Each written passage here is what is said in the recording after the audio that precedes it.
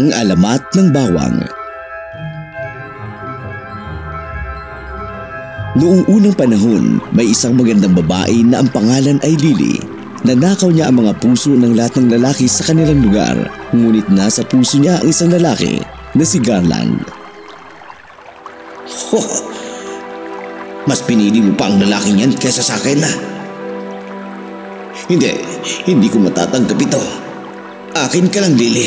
Ikakasal ka sa akin. Alam mo naman matagal lang natipuan ng aking anak ang iyong anak. At dahil nasa tamang edad na siya, narito ang anak ko upang hingin ang kamay niya para magpakasal. Naway makuha namin ang iyong basbas. Tinatanggap namin ito. Para sa araw ng kasal, kayo na ang bahalang magdesisyon. Isang karangalan sa aking anak na maging miyembro ng iyong pamilya. Kung may tatanong ko lang, narinig kong may relasyon sila sa isang mahirap na lalaki dito sa baryo. Anong gagawin mo tungkol dito? Kung magiging asawa ko siya, ayoko magkaroon siya ng koneksyon sa mahirap na lalaki na yun. Hindi. Hindi ko hahayaang maikasal ang aking anak sa isang mahirap na katulad niya. Patawad sa narinig mo. Kakausapin ko siya. Kung ganoon ay mabuti, kami ang pipili ng araw ng kasal at ihahanda na mga kailangan. Maraming salamat. Sa muli isang karangalan sa amin na piliin ninyo ang aking anak. Inay, sinabi ko nang hindi ko papakasalan ng lalaking yun. Pakiusap. Huwag kang maging taga, anak. Ito na ang desisyon ko. Wala ka ng kontra dito. 3 araw na lang ang natitira bago ang kasal. Napagdesisyonan na ang lahat. Pero inay, wala akong nararamdaman sa anak ng negosyanteng iyon. Ayaw ko sa di ko mahal. Tingin mo ba'y bulag ako? Alam kong nagkikita kayo ng Garla na iyan. Yung pinakamahirap dito sa baryo, hindi ba? Kung papakasalan mo siya ay maghihirap ka buong buhay mo. Makinig ka sa akin, anak. Kung ikakasal ka sa isang mayaman, sigurado akong mabubuhay kang masaya. Pero inay, si Garland lang talaga ang mahal ko. May paninindigan siya, inay. Kahit pa mahirap siya, alam kong aalagaan niya ako habang buhay. Diyos ko po, naririnig mo bang sarili mo ngayon? Mas pipiliin mo pa ang miserable at mahirap na buhay kesa sa marangya. Hindi, pinal na ang mga salita ko. Ikakasal kayo noong anak ng negosyante sa darating na 3 araw. Huwag ka nang umiyak, mahal. Makakahanap din tayo ng paraan. May iba pa bang tayong magagawa? Bukas na ang kasal. Alam mo namang ayaw talaga sa'yo ng aking ina. Mayaman at makamangyarihan ang pamilya nila. Wala tayong magagawa. Tingin ko, may naisip ka ba? kung handa kang harapin ang lahat ng kahirapan at hirap na kasama ako, pwede ba magtanan na lang tayo? Magtanan? Sa tingin ko, yun lang ang paraan para magkasama tayo. Tama ka. Iyon lang ang paraan. Basta't magkasama tayo, gagawin kong lahat. Kung magkasama tayo, kahit anong mangyari, malalampasan natin. Hihintayin kita sa labas ng kagubatan mamaya. O siya, sa pagsikat ng buwan ay darating na ako doon, mahal ko.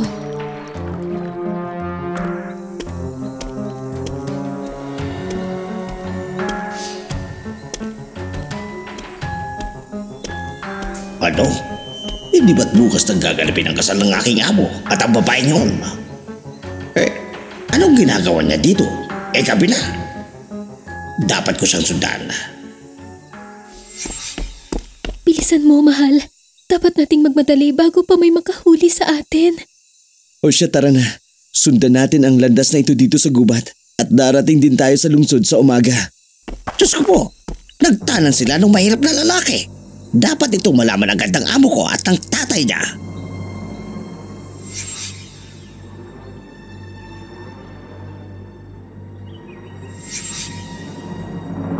Anong sinabi mo? Nagtanan silang dalawa. Walang boto. Estupidong babae. Maliwanag naman na hindi sila nararapat sa isa't isa. Hindi matutuloy ang kasal. Pinuputol ko na ang kasunduan. Hindi tay. Si Lily lang ang nais kong maging asawa. Kung hindi siya, hindi na ako magpapakasal sa iba. Hindi mo ba alam kung sino tatay mo? Marami pang isda sa dagat. Bakit siya pa? Itay, siya lang pinakamagandang babae sa ating baryo. Kahit pa man papaano, siya ang pakakasalan ko. Akin lang siya. Itay, pasundan niyo sila. Pag-iusap. O siya! Tumigil ka na dyan. Sundan niyo sila ngayon din. Sasama ako sa kanila. Dapat ko sila mahanap. Hindi ka na makakatakas ngayon. Lalaki, anong karapatan mong itanan ang sinisinta ko? Bilisan niyo! Huwag niyo silang patatakasin. Dalhin niyo sila dito. Boss, tama po yung rutang sinusundan ng mga aso. Kagabi sabi nila, susundan nila ang landas ng gubat. Sundan sila! Bilis!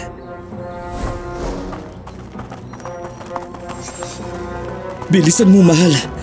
Huwag niyo silang patatakasin! Sundan niyo sila! Naku po, may mga taong humahabol sa atin. Bilisan mo! Hayon sila! Bilis! Diyos ko po, hindi na tayo makakatakas. Ano nang gagawin natin? Doon! Bilisan mo, mahal! Wala ka nang matatakasan pa!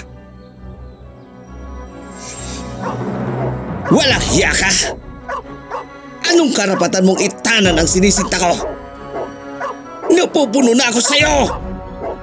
Pakiusap, huwag mo siyang saktan. Papakasalan kita. Iwanan mo lang siya, pakiusap. Hindi. Hindi siya pakakasal sa'yo. Hindi ko siya bibitiwan.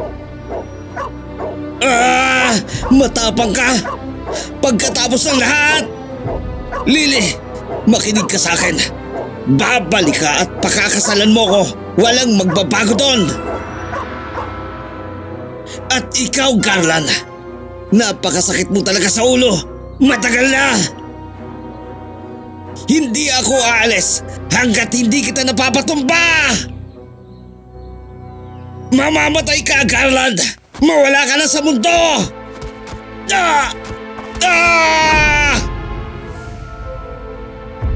Diyos ko po, boss! Tinulak ni Garland si boss sa pampang! Patayin niyo! Huwag niyo siyang patatakasin!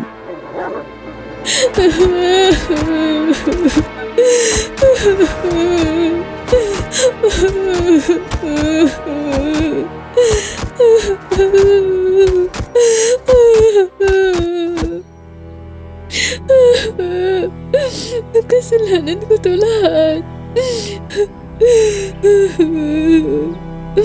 Diyos ko po, pakiusap, parusahan niyo ako. Wala na si Garland. Paano ako mabubuhay nang wala siya?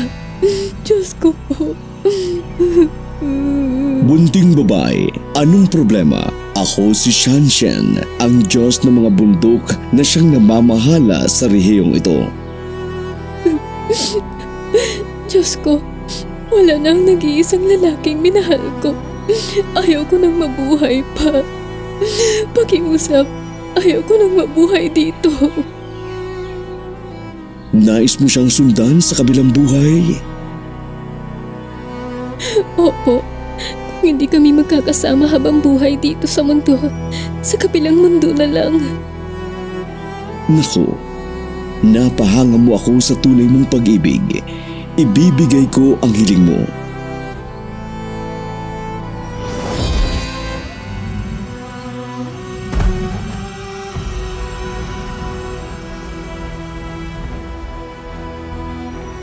Hindi makapaniwala, inilibing ng nanay ang dalawang magkasintahan na magkatabi.